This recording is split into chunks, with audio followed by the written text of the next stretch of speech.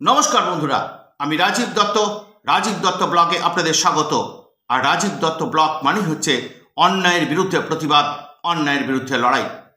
আজকে আপনারা অনেকেই হয়তো জেনে গিয়েছেন যে মুকুল রায় তার বিধায়ক পদ খারিজ হয়ে গিয়েছে। যদিও মুকুল রায় তিনি অসুস্থ, তিনি এই মুহূর্তে হাসপাতালে ভর্তি রয়েছেন, কিন্তু তার একটি মামলা কিন্তু কলকাতা হাইকোর্টে চলছিল। সেই মামলার রায় কিন্তু আজকে বেরিয়েছে। কলকাতা হাইকোর্টের ডিভিশন বেঞ্চের বিচারপতি দেবাংশু বসাক এবং বিচারপতি সব্বর রশিদি এই রায় দিয়েছে এবং তার বিধায়ক পদ বাতিল করে দিয়েছে। এই ঘটনার সূত্রপাত 2022 সালে। আপনারা জানেন যে 2021 সালে বিধানসভা নির্বাচনে কৃষ্ণনগর কেন্দ্র থেকে আসন থেকে বিজেপির প্রার্থী হয়ে জয়ী হয়েছিলেন মুকুল রায় এবং তিনি বিধানসভায় আসেন। তারপরে কিছুদিন পরে 2022 সালে তিনি হঠাৎ করেই মমতা বন্দ্যোপাধ্যায়ের হাত ধরে তিনি আবার তৃণমূল কংগ্রেসে ফিরে আসেন। সেই অনুষ্ঠানটা আমরা দেখেছি এবং যেদিন তার যোগদান কর্মসূচি ছিল সেখানে অভিষেক বন্দ্যোপাধ্যায় ছিলেন। সেই ছবি কিন্তু ভাইরাল হয়, যেটা আমরা তারপরেই কিন্তু প্রশ্ন ওঠে যে বিজেপির তরফ থেকে শুভেন্দু অধিকারী তিনি স্পিকারের কাছে একটি দাবিপত্র পেশ করেন যে মুকুল রায়কে দলত্যাগ বিরোধী যে আইন আছে সেই দলত্যাগ বিরোধী আইনে তাকে তার বিধায়ক পদ খারিজ করে দেওয়া হোক। এবং দুর্ভাগ্য আমাদের রাজ্যে যে আমাদের রাজ্যে কিন্তু শাসকের আইনটাই চলে, সংবিধানটা চলে না, যেটা বারবার বিরোধীর অভিযোগ করে। আজকে যেন চোখে আঙুল দিয়ে কলকাতা হাইকোর্টও মানে পরোক্ষভাবে বুঝিয়ে দিল যে এই রাজ্যে কিন্তু সংবিধান মানা হয় না। কারণ মুকুল রায় দলত্যাগ করেছেন, দলত্যাগ বিরোধী আইন প্রয়োগ করে তার বিধায়ক পদ খারিজ করা উচিত ছিল, সেটা করা হয়নি। কি করলেন স্পিকার এই নিয়ে মুকুল রায়ের এই মামলা দীর্ঘদিন ধরে তার চেম্বারে শুনানি হলো। সেই শুনানি আমরা দেখেছি, দীর্ঘদিন ধরে শুনানি হলো এবং মুকুল রায়ের যারা আইনজীবী ছিলেন তারা তৃণমূল কংগ্রেসের, তারা প্রমাণ করার চেষ্টা করলেন যে মুকুল রায় তৃণমূল কংগ্রেসে বিজেপিতেই আছেন, তিনি তৃণমূল কংগ্রেসে যোগ দেননি। আর বিজেপির তরফ থেকে বারবার বিভিন্ন ছবি যে তিনি একই তৃণমূলের মঞ্চে সেখানে বক্তব্য রাখছেন, বিজেপির বিরুদ্ধে কথা বলছেন। এমনকি তার যে বিজেপি থেকে তৃণমূলে যোগদানের যে ছবি, মুখ্যমন্ত্রী মমতা বন্দ্যোপাধ্যায়, অভিষেক বন্দ্যোপাধ্যায় রয়েছেন তৃণমূল ভবনে, সেই ছবিও দেওয়া হয়েছিল বিজেপির পক্ষ থেকে, কিন্তু স্পিকারকে জমা দেওয়া হয়েছিল। তা সত্ত্বেও স্পিকার কিন্তু দেখতে পেলেন না যে মুকুল রায় দলত্যাগ করেছে। স্পিকার দীর্ঘদিন ধরে শুনানির পর স্পিকার যে রায়টা দিলেন যে মুকুল রায় তিনি বিজেপিতেই আছেন, তিনি দলত্যাগ করেন। এবং খুব অদ্ভুত ব্যাপার, শুধু তাই নয়, পাবলিক অ্যাকাউন্টস কমিটির চেয়ারম্যান, যেটা বিধানসভার অত্যন্ত গুরুত্বপূর্ণ একটা পদ, যারা সরকারের হিসেব নেয়, অর্থাৎ এই অ্যাকাউন্টস কমিটির যিনি চেয়ারম্যান হবেন তিনি বিরোধী দলের কোনো বিধায়ককেই করা হয়, সেখানে কিন্তু মুকুল রায়কে সেই পাবলিক অ্যাকাউন্টস কমিটির চেয়ারম্যান করা হলো। এবং তৃণমূলের তরফ থেকে স্পিকারও বলতে থাকলেন যে বিরোধীদেরই করা হয়েছে, কিন্তু আদৌ তো তা নয়। মুকুল রায় বিধানসভার ভিতরে বিজেপির বিধায়ক, বাইরে কিন্তু তৃণমূল, তিনি তার ছবি কিন্তু স্পিকার দেখতে পেলেন না। এবং বাধ্য হয়ে শুভেন্দু অধিকারী এবং অম্বিকা রায়, বিজেপির আরেক বিধায়ক, তারা সুপ্রিম কোর্টের দ্বারস্থ হলেন এবং সুপ্রিম কোর্টের কাছে তারা মামলা করলেন। কারণ দলত্যাগ বিরোধী আইন, জানেন আপনারা অনেকেই জানেন যে এক দল থেকে জিতে আরেক দলে যদি যোগদান করেন কেউ, কোনো বিধায়ক বা সাংসদ, সেই আইন প্রয়োগ করা হয় এবং তার বিধায়ক বা সাংসদ পদ খারিজ হয়ে যাবে সেই আইনে। কিন্তু দুর্ভাগ্য আমাদের রাজ্যে সেটা করা হয়নি, স্পিকার দেখতে পেলেন না। তৃণমূলে মঞ্চে মিটিং করছেন, স্পিকার দেখতে পেলেন না। আজকে এই মামলারই রায় হয়ে কলকাতা হাইকোর্ট বুঝিয়ে দিল যে স্পিকার যে সিদ্ধান্ত নিয়েছিলেন, স্পিকার যে রায় দিয়েছিলেন সেটা ঠিক নয়, ভুল রায় দিয়েছিলেন। দলত্যাগ বিরোধী আইন প্রয়োগ করা উচিত ছিল। এবং শুধু একা নয়, শুধু আমি একবারে বলবো না যে মুকুল রায়, কারণ বিজেপি থেকে আরও অনেক বিধায়ক তারা কিন্তু তৃণমূল কংগ্রেসে যোগদান করেছিলেন।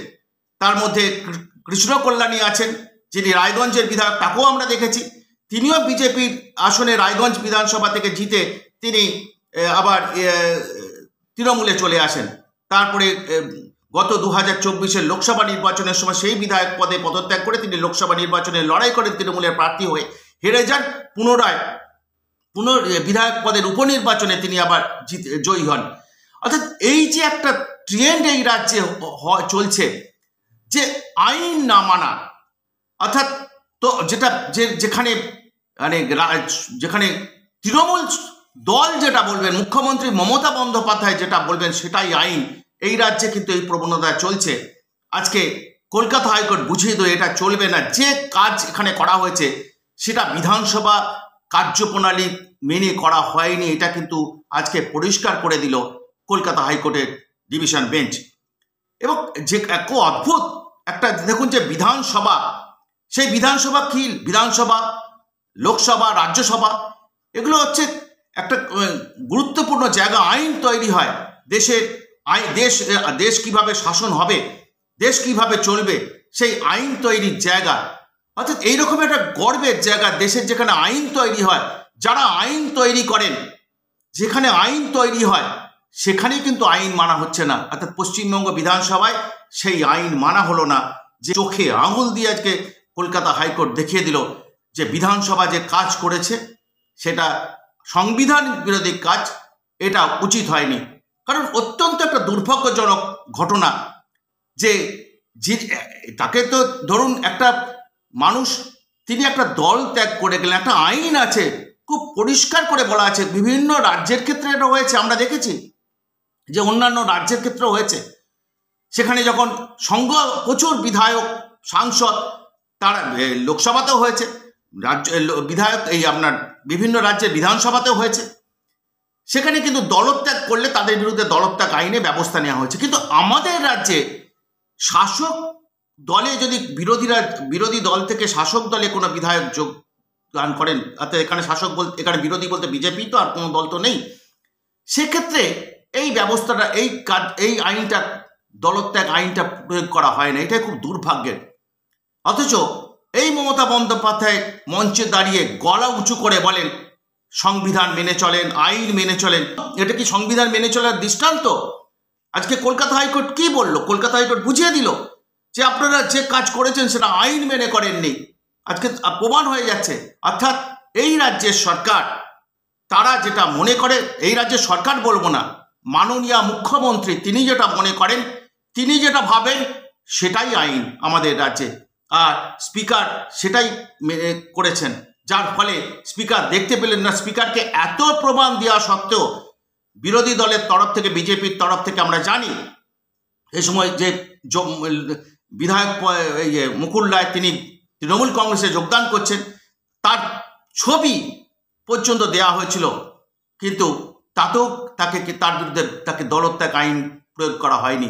অর্থাৎ এটাই কিন্তু পশ্চিমবঙ্গ।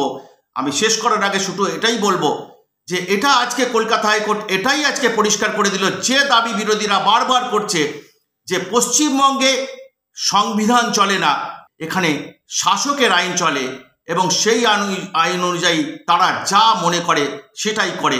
এটা আজকে কলকাতা হাইকোর্ট আবার চোখে আঙুল দিয়ে দেখিয়ে দিল। এবং দুর্ভাগ্য যে এমন একটা, যেখানে এই ঘটনাটা ঘটলো, যে বিষয়টা নিয়ে মামলাটা আজকে রায় হলো, সেটা বিধানসভা, পশ্চিমবঙ্গ বিধানসভা, যার একটা গুরুত্বপূর্ণ একটা জায়গা, যেখানে আইন তৈরি হয়, সেই আইন তৈরির জায়গাতেই আজকে বেআইনি সংবিধান বিরোধী কাজ হলো। দলত্যাগ আইন প্রয়োগ করা হলো না। মুকুল রায় যখন দলত্যাগ করলে, তার বিরুদ্ধে দলত্যাগ আইন প্রয়োগ না করে ব্যবস্থা নেওয়া হলো না। মুকুল রায় নয়, আমি আরও বলছি যে আরও কয়েকজন বিধায়ক আছেন। কিন্তু কলকাতা হাইকোর্ট আজকে প্রমাণ করে দিল পশ্চিমবঙ্গ বিধানসভা যে কাজ করেছে, পশ্চিমবঙ্গের বিধানসভার অধ্যক্ষ বিমান বন্দ্যোপাধ্যায়, স্পিকার, যে কাজ করেছেন তিনি ঠিক কাজ করেননি। তার উচিত ছিল দলত্যাগ আইন মেনে মুকুল রায় সহ বিজেপি থেকে যে সমস্ত বিধায়করা তৃণমূল কংগ্রেসে যোগদান করেছে তাদের বিধায়ক পদ বাতিল করা। আজ এইভাবে কোনো বিধানসভা চলতে পারে না। বিধানসভা চলবে, বিধানসভার যে কার্যপ্রণালী আছে, দেশের যে সংবিধান আছে, সেই সংবিধান মেনে, যে আইন আছে সেই আইন মেনেই চলবে। অর্থাৎ এই রায়ের পর পশ্চিমবঙ্গের মুখ্যমন্ত্রী তথা পশ্চিমবঙ্গের বিধানসভা স্পিকার আইন মেনে চলবেন, অর্থাৎ যে কাজটা করা উচিত সংবিধান মেনে যে কাজটা করে সেটা করবেন, অন্তত এই শিক্ষাটা তাদের নেওয়া উচিত আজকে কলকাতা হাইকোর্টের রায়ের পর। আপাতত এইটুকুই। সকলে ভালো থাকবেন, সুস্থ থাকবেন। ধন্যবাদ।